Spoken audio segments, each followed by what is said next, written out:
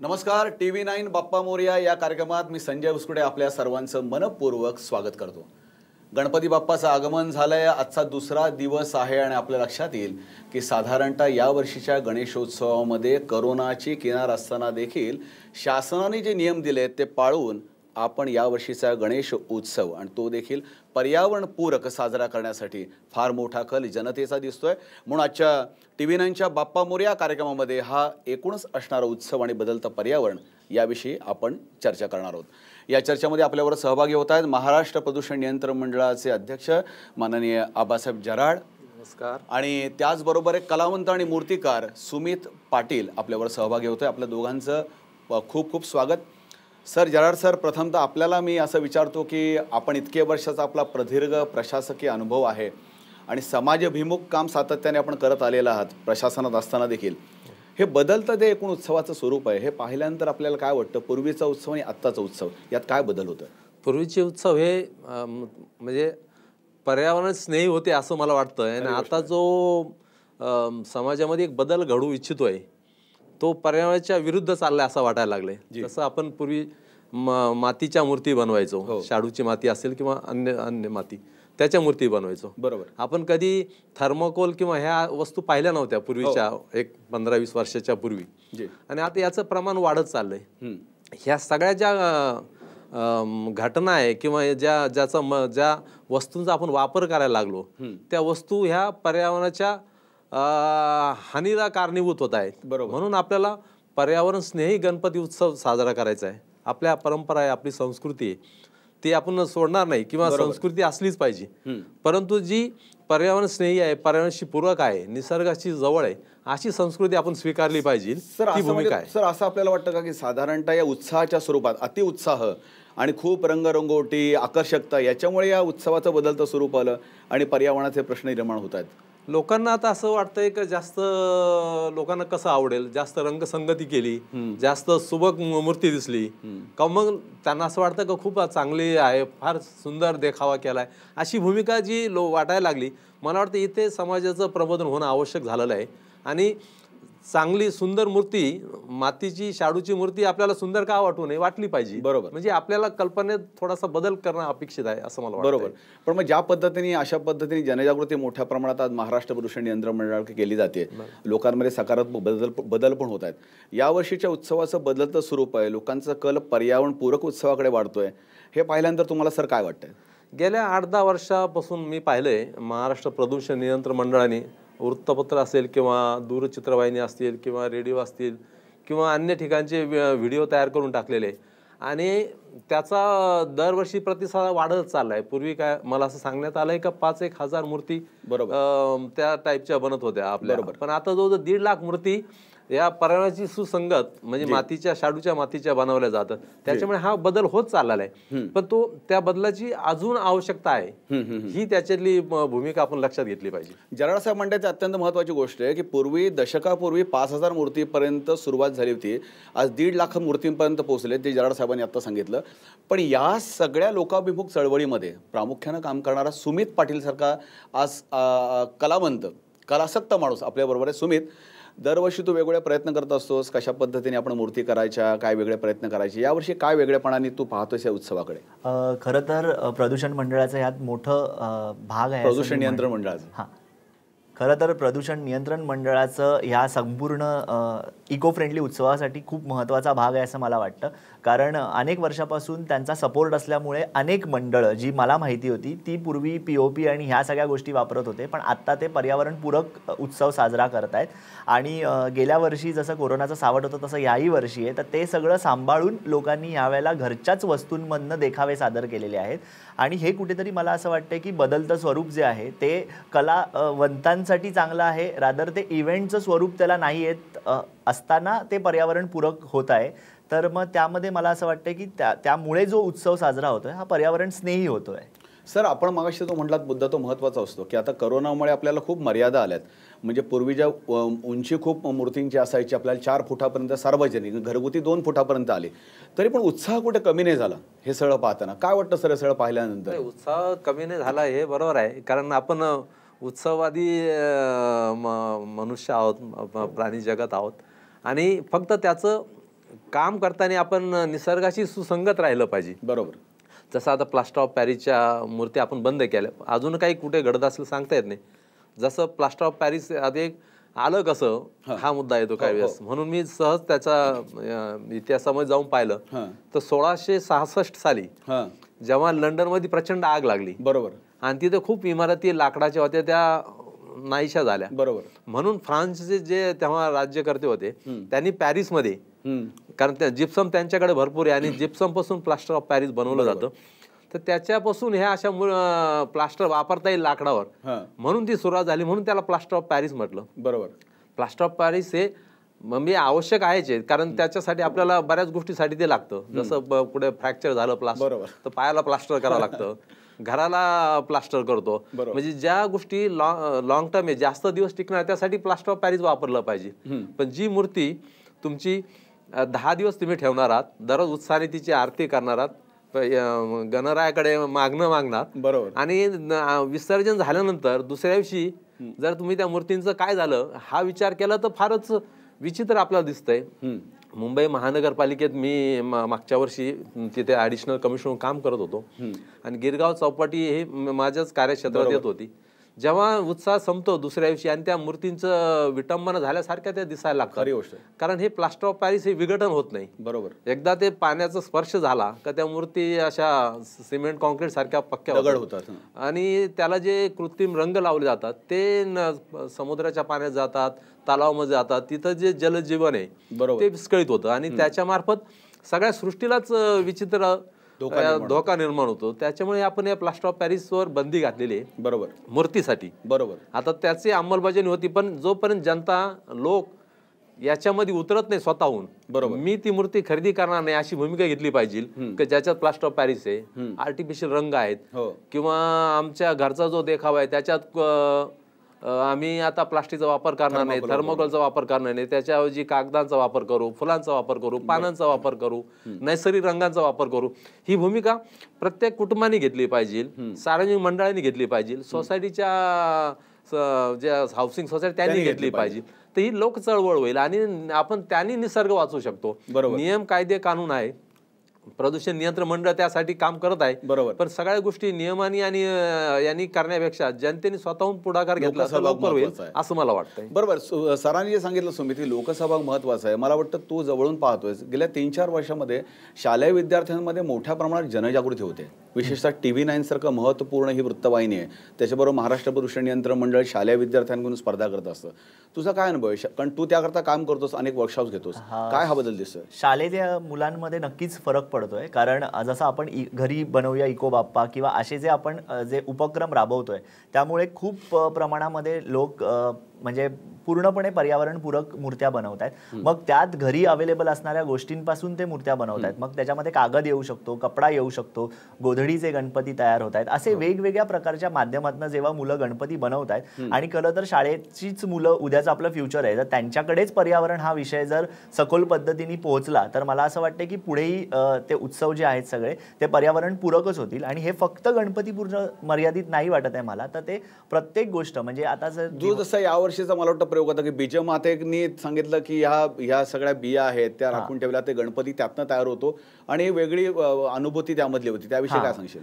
साधारण 150 ते 200 वर्षापासूनच्या साठवलेल्या बिया ज्या आहेत तर त्या आपल्या पद्मश्री राहीबाई पोपेरे यांच्या बरोबर मी एक गणपती तयार केला आणि त्यातून आम्ही हाच संदेश देतोय की जर आपण सेंद्रिय खतापासून केलेल्या शेतीतनं जी बियाणं उगवलं जात आहे आणि जे पीक उगवलं जात आहे त्यात ते आपण खाऊयात, आपण केमिकलपासून कुठेतरी दूर राहूयात. म्हणजे हे फक्त आरोग्याबद्दलच नसून केमिकलच्या रंगांपासून दूर राहूयात, केमिकलचे जे इतर सगळ्या गोष्टी येतात डेकोरेशनसाठी त्याच्यापासून आपण दूर राहूयात, हे ह्या पूर्ण मूर्तीतनं आम्ही सांगितलं. सुमित जे म्हटलास ते अत्यंत महत्त्वाची गोष्ट आहे की ह्याच्यामध्ये लोकजागृती मोठ्या प्रमाणात वाढते आणि लोक त्याकडे कल वाढतोय जो शालेय विद्यार्थ्यांचा वाढतो. पण ह्याच्या पलीकडे हा मुद्दा केवळ गणेशोत्सवापुरता मर्यादित नाही की पर्यावरणपूरक साजरा करा, तर सर एकूण हे बदलतं पर्यावरण आहे, एकूण हवामान बदल होतोय, महापूर आले मोठे मोठे, या सगळ्याचा साकल्याने विचार आपण करायला नको का? कारण लोकमान्य टिळकांनी समाज प्रबोधनासाठी सार्वजनिक गणेशोत्सवाची मुहूर्तमेढ रोवली. आपण आता या उत्सवाच्या माध्यमातून काय पर्यावरणासाठी केलं पाहिजे, काय सांगता येईल सर? आपल्याला माहिती आहे आताच एक नवीन रिसेंट रिपोर्ट आला, inter governmental panel on climate change, IPCC म्हणतायत, बरोबर. आणि त्याने असं दाखवून दिलंय की जवळजवळ आता 1 डिग्री सेल्सिअसने टेम्परेचर वाढलेलं आहे. हो. आपण पाहत आहोत आपल्याला मुंबईला कधी वादळाचा धोका जाणवला नव्हता. मी 36 वर्षाच्या नोकरीमध्ये पाहिलं नाही. पूर्वी नेहमी असं व्हायचं का वादळ येतं अशी भूमिका व्हायची. बरोबर. वादळ आता मुंबईकडे सरकलं आणि नंतर ते वादळ पुढे निघून जायचं. मुंबईला कधी धोका निर्माण नाही झाला. पण गेल्या वर्षी निसर्ग चक्रीवादळ आलं, या वर्षी तोक्ते वादळ आलं. ह्या 2 ज्या घटना आहे, किंवा आता खूप पाऊस पडतो, क्लाउड बस्ट होतात, किंवा जिथे कधी इतका पाऊस झाला इतका पाऊस होतो, किंवा खूप दुष्काळ पडतो, हे सगळे बदल जे घडतायत, हे वातावरणीय बदल घडतायत. आणि याला जे कारण आहेत त्याचा आपण ताबडतोब थांबवले पाहिजे. कारण आता आपण फार संकटाच्या दिशेने आपला प्रवास सुरू झालेला आहे. त्याच्यामुळे नुसतं गणपती उत्सव नाही, पुढे दिवाळी आहे किंवा आणखीन काही उत्सव येतील. पण हे सगळे उत्सव जे आपल्याला उत्सव साजरे केले पाहिजे, परंतु ते पर्यावरणाशी पूरकच असले पाहिजे. पर्यावरणाशी कोणताही खेळ होता कामा नये, ही भूमिका सख्तपणे राबवली पाहिजे. सर, दुसरं नेहमी असं लोकांचं म्हणणं असं असतं की शासनाने कडक नियम करावे, शासनाने अंमलबजावणी कडक करावी, पण त्याच्या पलीकडे लोकसहभाग किती महत्त्वाचा आहे. जसं प्लास्टिक पिशव्यांचा महत्त्वाचा प्रश्न आहे, त्या अनुषंगाने लोकांमध्ये जागृती असणं आवश्यक आहे. आपल्याला काय वाटतं की शासनाने कडक नियम करण्याबरोबरच तितकाच लोकसहभाग, म्हणजे त्या राष्ट्रीयत्वाच्या भावनेने लोकसहभाग जो पाश्चिमात्य देशामध्ये पाहायला मिळतो तो आपल्याकडे जाणवत नाही, हे दुःख आणि शल्य नाही का? हे नक्कीच आहे. कारण आपण पाहतो शासनाने म्हणा किंवा राज्य शासन किंवा केंद्र शासन यांनी नियम अतिशय कडक केलेले असतात. पण हे कडक नियम कोणासाठी असतात? जो माल तयार करतो, विक्री करतो यांच्यासाठी. पण तुम्ही आम्ही वापरणारे आहोत. आपण जर प्लास्टिक वापरायचं नाही असं ठरवलं तर कोण तयार करणार आहे प्लास्टिक? कोणीच करणार नाही. बरोबर. तुम्ही आम्ही वापरायला घेतो प्लास्टिक म्हणून ते तयार करतात. खरी गोष्ट. तर मला असं वाटतंय काही गोष्टी आता कापडी पिशवी वापरायला काय हरकत आहे? फार काही ती जड असते असं नाही, खिशात ठेवली तरी नेता येते आपल्याला. मग कशासाठी आपल्याला त्या पॉलिथिनच्या पिशव्या पाहिजे? बरोबर. आणि सगळे ड्रेनेज आपले त्याच्यामुळे पॅक झाले. प्राण्यांच्या पोटामध्ये प्लास्टिक सापडतंय. हे किती आणि बारीक प्लास्टिकचे कण तुमच्या आमच्या श्वासनलिकेत सुद्धा जात आहेत. बरोबर. तर हे करायचं आणि त्याच्यानंतर आरोग्यावर खर्च करायचा, हॉस्पिटल बांधायचे, म्हणजे आपला उलटा क्रम सुरू झालाय. खरी गोष्ट. आपणच निसर्गाशी जुळून घेतलं आणि निसर्गाबरोबर राहिलो तर मग ह्या सगळ्या गोष्टीची आणि सगळा मोठा प्रपंच मांडायची गरज पडणार नाही राज्य शासनाला किंवा कोणालाही, असं मला वाटतं. आणि म्हणून आपण याच्यात कठोरपणे याची अंमलबजावणी केली पाहिजे आणि प्रत्येकाने आपल्या स्वतःपासून सुरुवात केली पाहिजे असं मला वाटतं. सर जे म्हणतात त्या पद्धतीने, सुमित, तू समाजाचा एक भाग म्हणून काम करतोस, तू कलावंत जरी असलास तरी वेगळ्या माध्यमातून दिव्यांगांबरोबर पण काम करतोस. त्यांच्यामध्ये एक जागृती आहे मोठ्या प्रमाणामध्ये, पण सर्वसामान्य जो सुशिक्षित माणूस आहे, साक्षर जो आहे, तो याकडे दुर्लक्ष करतो असं वाटतं का? का तरुणांची व्याख्या एकूण बदलते, विद्यार्थ्यांची व्याख्या बदलते, पर्यावरणाकडे सजगतेने पाहण्याची दृष्टी बदलते का? हो, नेहमीच मला असं वाटतं. कारण आपण जाऊ दे हा जो शब्द आहे हा फार सिरियसली घेत नाही आणि त्यामुळे ह्या सगळ्या गोष्टी वाढत आहेत. जसं की मी अनेकदा असं पाहिलं आहे की जेव्हा कचऱ्याचा डबा पूर्ण ओव्हरफ्लो झालेला असतो आणि आजूबाजूला कचरा असतो, तेव्हा जी माझी नेत्रहीन मंडळी आहे ती खूप लांबून जातात, कारण त्याचा वास त्यांना सहन होत नाही. आणि अशा वेळेला ते सांगतात की तुम्ही कचरा टाकू नका, जरी तुम्हाला दिसत नसेल तरी तो आम्हाला दिसतोय. आणि ही खूप महत्त्वाची भूमिका ही सगळी मंडळी आपल्यासमोर मांडतायत. म्हणजे आपल्याला जो पर्यावरणाचा ऱ्हास आहे तो आपल्याला आपणच, म्हणजे आपण डोळस असून आपल्याला तो दिसत नाहीये, त्याच्याकडे आपण जर जास्त त्यांच्याप्रमाणे लक्ष दिलं, म्हणजे अगदी आतल्या नजरेने जर आपण पाहिलं तर आपल्याला त्याचा ऱ्हास कळू शकेल. आणि ही सगळी मंडळी जी आहेत ही तेच सांगतायत की कुठल्याही प्रकारे तुम्ही निसर्गाला अपंग करू नका. आणि ही खूप महत्त्वाची गोष्ट आहे, कारण निसर्ग हा आहे जसा आहे तसा ठेवूयात आपण त्याच्यासाठी, तो आपल्यासाठी बरंच काही करतोय, आपल्याला त्याच्यासाठी काही करायची गरज नाही, पण जसा आहे तसा आपण ठेवला पाहिजे, त्याला ओरबडलं नाही पाहिजे. आणि हा खूप महत्त्वाचा संदेश आम्ही वेगवेगळ्या माध्यमातून देत असतो. जसं आम्ही पर्यावरणपूरक मूर्त्या तयार करतो किंवा आम्ही वेगवेगळे जेव्हा इव्हेंट्स करतो तेव्हा आम्ही निसर्गाच्या रिलेटेडच काम करतो आणि तेच काम करत राहणार. आणि त्यातून आम्हाला पर्यावरण स्नेही आणि पर्यावरणपूरक कसं एखादा संदेश देता येईल त्यासाठी प्रयत्न करणार. जराड सर, मुळामध्ये नेहमी आपण असं म्हणतो, आपण चर्चा खूप करतो, पण अंमलबजावणी करायला पाहिजे ते स्वतःच्या घरापासून करायला पाहिजे. नाही तर नेहमी आपण असं म्हणतो की शिवाजी जन्माला यावा तो दुसऱ्याच्या घरी, आपण फक्त कौतुक करावं. हा जो बदल करण्यासाठी प्रत्येक घरापासून काय करणं अपेक्षित आहे, जे उत्सवाच्या निमित्तानं आपण सांगू शकाल? मला असं वाटतं प्रत्येक घरात आता आपण मूर्ती आणली तरी कशासाठी पाहिजे? आपल्याकडे धातूची मूर्ती आपण आहे, तिचा वापर करा, 10 दिवस त्याची आरती करा. आणि विसर्जनासाठी आणायची असेल तर छोटी आणा, मातीची आणा. बरोबर. आणि त्या जिचं विघटन नंतर होऊ शकेल अशा पद्धतीने आपण कामकाज केलं पाहिजे. रंग वापरायची गरज नाही, पानं फुलांचा वापर केला तरी होऊ शकेल, ते आपल्या घरातूनच आपण सुरू करूया. बरोबर. खूप आकर्षक रंगसंगती करून करायचं कशासाठी हे सगळं एवढी हानी निसर्गाची का करायची? कारण ही पुढच्या पिढ्या आपल्या ज्या आहे त्या पिढ्याने आपल्याला मागच्या पिढ्यांनी काय केलं याचा वारसा काय सांगणार आपण?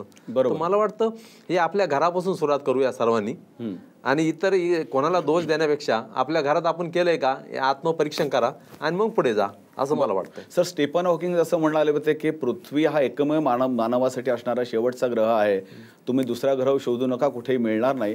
आणि त्यांची अनुमानं काही या शतकाच्या उत्तरात शेवटच्या दशकापर्यंत होती, पण आपण ती अगोदरच पूर्ण करतोय, अगोदरच आपण तापमान वाढ करतोय.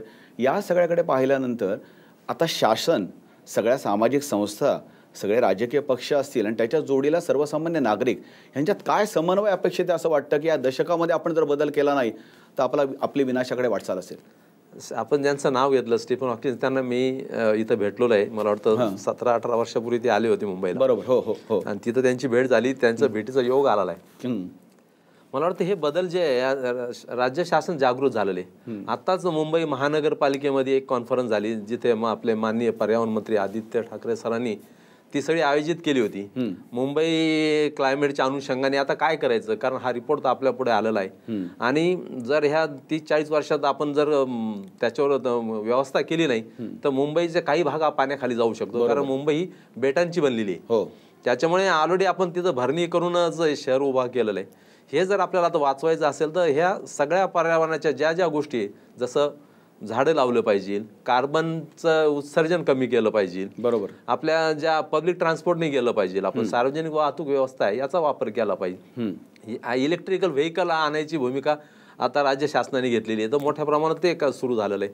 तर ह्या सगळ्या गोष्टींचा सर्व बाजूनी चौफेर पर्यावरणाच्या बाजूनी सगळं समाज झुकला पाहिजे आणि त्यांनी ती कृती केली पाहिजे, तरच आपण याच्यातून वाचू शकणार आहे. नाही तर भविष्यात जेव्हा तहान लागले विहीर खोदण्यासारखं होईल. खूप आता पाणी घुसलंय घरात. यावर्षी आपण पाहिलंय, महाडा असू द्या, चिपळूण असू द्या, कोल्हापूरचा काही भाग असू द्या, दरवर्षी जिथे पाणी त्याच्यावर पाणी गेलेलं आहे. बरोबर. हे असं का घडतंय? हे घडतं याचं कारण याचा अर्थ कुठेतरी हवामानात बदल झालेले, टेम्परेचर वाढलेले, जे ग्लेशियर आहे ते वितळायला सुरुवात झालेली आहे. आणि 1-1 डिग्रीचं टेम्परेचर वाढलं तर अन्न साखळी बिघडणार आहे. अन्न साखळीतले एका साखळीतला एक जर साखळीचा कडी बाहेर गेली तर ती साखळी निरुपयोगी होईल. तर ह्या सगळ्या व्यवस्था आपल्याला बघावं लागणार आहे. आता या कोविडच्या काळामध्ये आपण पाहिलं वाहतूक व्यवस्था कमी झाली होती, पोल्युशन कमी झालं होतं. तर मी सहज मी राणीच्या बागेत जिजामाता उद्यानात राहत होतो, तेव्हा पाहिलं जे पक्षी मला कधी दिसत नव्हते ते दिसले. जसं आपलं भारद्वाज पक्षी हा कधी दिसत नव्हता. बरोबर. आता मियावाकी प्लांटेशन घेतलेलं आहे, अर्बन फॉरेस्ट सारखा कार्यक्रम माननीय आदित्य ठाकरे सरांनी घेतलाय. आणि ह्या वर्षी खरोखर मला तिथे भारद्वाज पक्षी दिसला. तर हे काही दिसत नाही. जसा पर्पल सनबर्ड आहे हा लवकर दिसत नाही, तो दिसला. प्रदूषण कमी झाल्यामुळे सगळे पक्षी त्या ठिकाणी, याचा अर्थ हे अन्न साखळी परत निर्माण व्हायला लागली होती. बरोबर. हे एकमेकावर अवलंबून आहे. पशु पक्षी जर असतील तर त्यांना तिथं खाण्यासाठी बियांचे म्हणजे उंबर किंवा ज्याला बेरीज अशी झाडं लावावं लागतात. खरी गोष्ट. ज्या झाडांच्या वृक्षांच्या मार्फत कार्बन डायऑक्साईड जास्त शोषलं जातं असं प्लांटेशन केलं, इंडिजिनस केलं पाहिजे, जे हजारो लाखो वर्षापासून इथं आहे. बरोबर. ते टिकवलं पाहिजे, ही आपली भूमिका असली पाहिजे मला वाटतं. आणि त्या भूमिकेतून आपण जाऊया. तुम्ही थोडक्यात काय सांगता येईल की या तरुणांनी आता डिजिटल प्लॅटफॉर्मच्या माध्यमातून पर्यावरणाविषयी जागरूकता कशी ठेवली पाहिजे? मला असं वाटतं की प्रत्येक गोष्ट म्हणजे आपण जी करतोय तर ती पर्यावरणाबरोबर आहे का, इतकं जरी आपण स्वतः एकदा चेक करून पाहिलं तर मला त्याच्यापेक्षा जास्त मोठी गोष्ट करायची गरज नाही. आणि रोज एक संकल्प केला पाहिजे, म्हणजे एक छोटासा संकल्प जो आपण रोज केला पाहिजे. म्हणजे मी 10 मिनिटं माझी लाईट रोज बंद ठेवणार, म्हणजे त्यांनी पण खूप फरक पडू शकतो. किंवा मी जे पाणी वापरतोय तर ते मला कुठे कमी करता येईल आणि तेवढं कमी झालं तर ते कुठेतरी वाचेल, याचा एक छोटे असे जे घरच्या घरी करण्यासारखे जे प्रयत्न आहेत ते प्रत्येक तरुणांनी केले आणि ते जर सोशल मीडियाच्या माध्यमातून लोकांसमोर मांडले तर आजकाल फॉलो करण्याची जी प्रक्रिया आहे ती वाढलेली आहे. त्यामुळे नक्कीच मला असं वाटतं की खरी गोष्ट आहे. सर, थोडक्यात काय सांगता येईल आपण की या माध्यमातून आपण काय लोकांना हितगुज कराल, मी असं म्हणणार नाही संदेश द्या म्हणून, काय सांगाल कळकळीने आपण की आपण हे करायला पाहिजे म्हणून?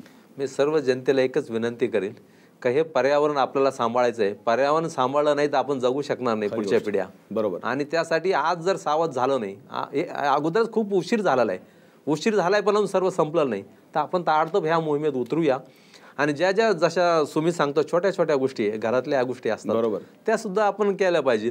आपल्याला गरम पाणी जे लागतं गिझरचं, कारण ही ऊर्जा जी असते ही ऊर्जा एक ऊर्जेतून दुसऱ्या ऊर्जेकडे जाताना तिला काही प्रोसेसेस करावे लागतात, बरोबर, त्याशिवाय ती निर्माण होत नाही आणि त्याच्यातून बरेच प्रदूषण होऊ शकतात.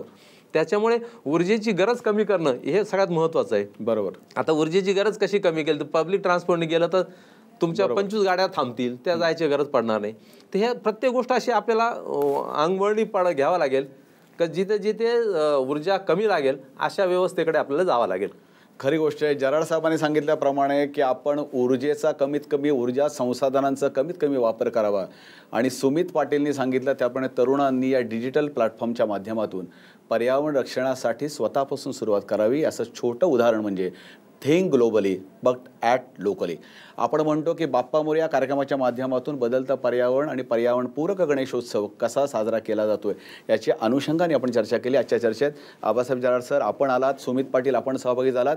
अशी 2 प्रातिनिधिक मंडळी सहभागी झाल्यानंतर आपण देखील या समाजाचं अंग व्हावं आणि TV9 बाप्पा मोरयाच्या कार्यक्रमाच्या माध्यमातून आपण एकच मनामध्ये संदेश रुजवावा, एकच तत्व बाळगावं, कारण वसुंधरेचं रक्षण हेच माझं कर्तव्य असलं पाहिजे. हीच बाप्पाला मनोभावी प्रार्थना करूया. बाप्पाचं विसर्जन देखील पर्यावरणपूरक करूया आणि पुढल्या वर्षी लवकर या, तो देखील पर्यावरणपूरक या अशी विनंती करून इथेच थांबतो. आपण पाहत राहा TV9, आपल्या सेवेमध्ये आहे TV9, पाहत राहा.